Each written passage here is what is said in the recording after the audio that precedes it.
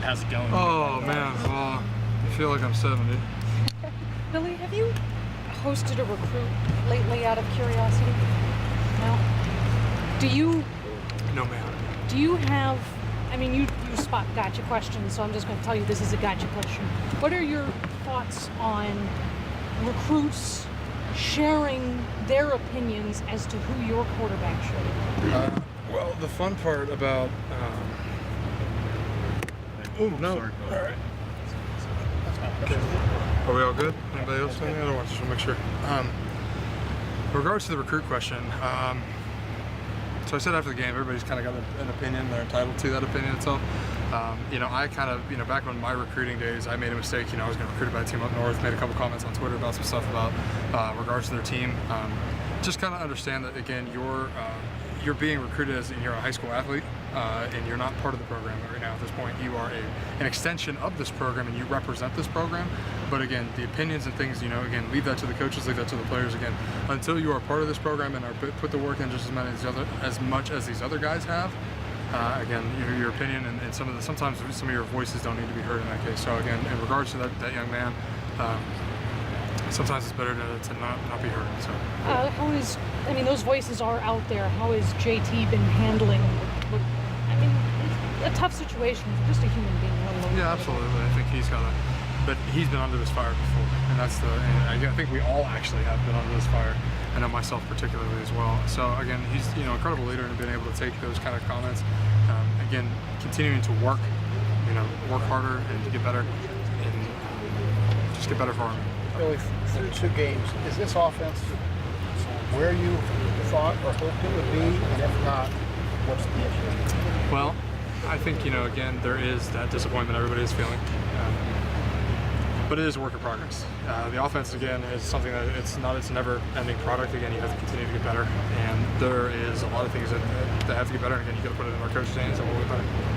How do you think the line is playing right now? We're taking care of our jobs again, and you have to. It's the offense itself is 11-man product. It's not just one or 5 people in particular into the offensive line. You got to make sure you put a man on the outside, on the inside, and take care of our reads and get better. Well, did you remember what the mood was like for this team after the Virginia Tech game a couple years ago? Is it similar to now, or do you compare them at all? So for the mood aspect of it, every team is different. The 2014 team, I was 19, 20 years old at the time. JT, again, same thing, 19, 20 years old, whatever. Compared to having that type of senior leadership and the guys who have been here, there's 7 fifth-year seniors here, so we actually have that experience. We know what it was like. We've been here before. We've been here after losses. It's not fun at all. There's a high expectation here set by the fans, set by the coaches, and even more set by the players. So we have to make sure, again, that we continue to get better and continue to take care of the little things and have the trust in the coaching and the coaching staff to put the 11 best players on the field at all times. What do you remember about it, if anything, from those? I know that was a few years ago. You've gone through a lot of games. Anything that stands out to you from that week? I think the day after is kind of that shell shock, just like any other program there would be. So there's that huge shell shock, and it's, I said today there's remnants of it, and it's not a funny reference. It's like a funeral. It's quiet. The music's just. You don't have that same lively feeling to yourself. You don't have that pop and that kick in your step. So it's been kind of one of those days where it's kind of like a corporate Monday where you just got to really push yourself through sometimes. And you don't want to be there after a fun weekend or whatever, but you got to really continue to push yourself through those things and just get back to the way that we play football, get back to the way that the offense is, and get back to the winning tradition here at Ohio State, and continue to represent this program ourselves the best way we can. Billy, did you go after the game on Saturday and take time for yourself to read Twitter and look at all the stuff on Sunday? No, actually, I got rid of everything. I got rid of everything prior to this week. Just kind of you got to focus on things that really matter to yourself. So I didn't read, reading the normal stuff that I always read every week and every day, kind of a routine. But I've seen the forum threads. I've seen fire JT, fire me, fire Coach, whatever the case is.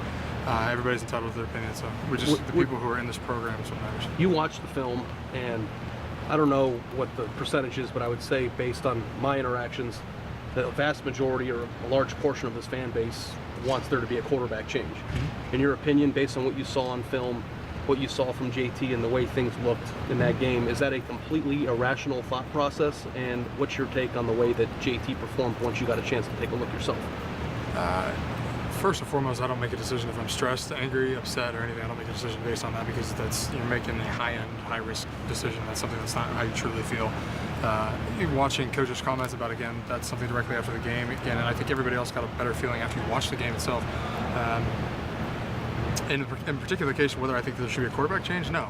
Again, the kid's put more records in the Ohio State record book than any other quarterback in the entire Ohio State program.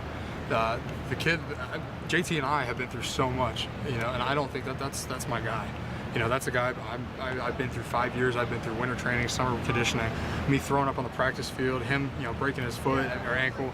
We've been through a lot. So again, I don't think that there's any chance there needs to be a quarterback change. I think that there for him to continue to work harder, continue for myself to work harder, continue for this offense to put ourselves in better positions to actually execute the ball as we should and as we know how to, and we'll be fine. And one last thing, I know that it was interesting that you just said like your relationship and how much you've been through JT. I know in the past, and this program specifically, there have been quarterback changes in the middle of the year that have split a roster in half. Is that part of the concern? Do you think that would be, can you kind of take me into the idea of how big of a deal that would be, other than, I think people have this idea that it's just put a different guy in and win games, but how much of an impact do you think that would have in the locker room if something like that were to be discussed? Well, you're talking about taking off the most prolific leader in Ohio State history, one of the best guys, one of the top 1A, 1B type names in Ohio State history itself.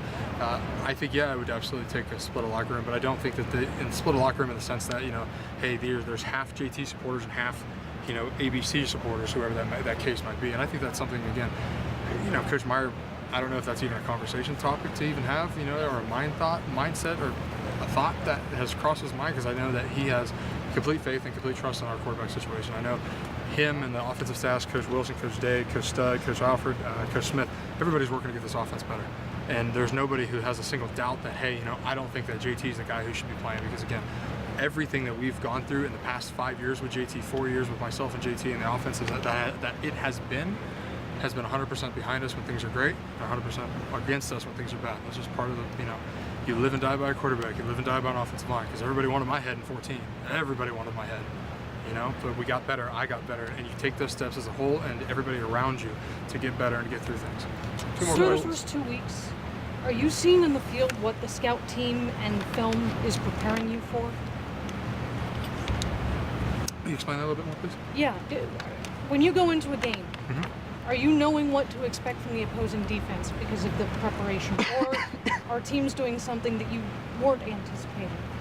Well, I think after we had the scare in 2014 with Virginia Tech and walking into a Bear defense that we weren't out prepared for, I think we all have, again, for every defense that's possible, we have that pocket of plays, that group of plays that, hey, let's run this and let's see if they continue to play this or they continue to get to a different defense. Or, hey, what if our formation is this that presents that defense itself, and they kind of go on the fly from there.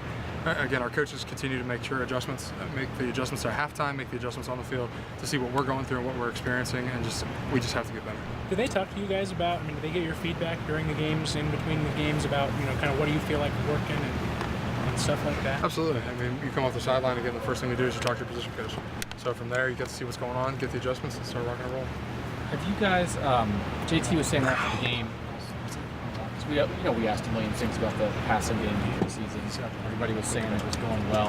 Right. JT said a lot of what you guys worked on in preseason was against man defense, because that's what you guys played, and now you faced 2 games, mostly a lot of zone. Yeah. Were you prepped? I know you do game week prep, but were you guys ready? Was this passing game ready for as much zone as you've seen? Did you guys get what you needed?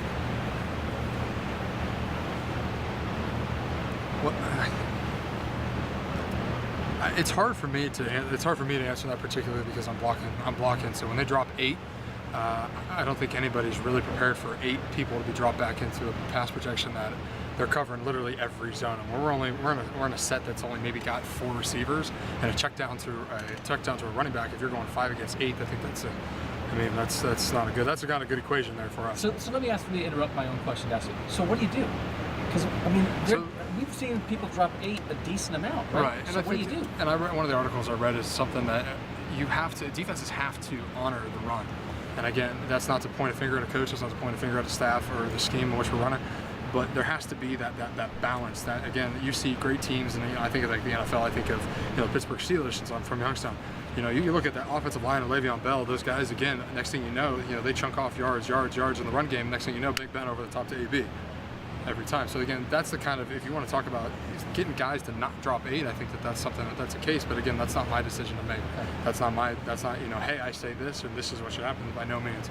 I am a player. I listen to the coach. I do my job.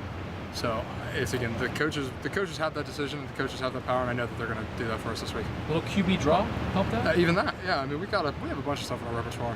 Again, so things that we, in the preseason where we're going against man teams. I mean, you can name. There's tons of things you can do. I mean, again, you go man coverage on the outside. You can start running QB draws, screens, et cetera, et cetera. Just put a man on a man, and that's what it comes down to, is really executing. If you don't put a man on a man, it doesn't matter. You could have the greatest receiving core, and everybody can catch one-handed passes, but you got to put a man on a man when it comes to the run game. So again, we're going to get better at it. We'll be fine. Thanks, Bill. Thanks, Billy. Thanks, Billy.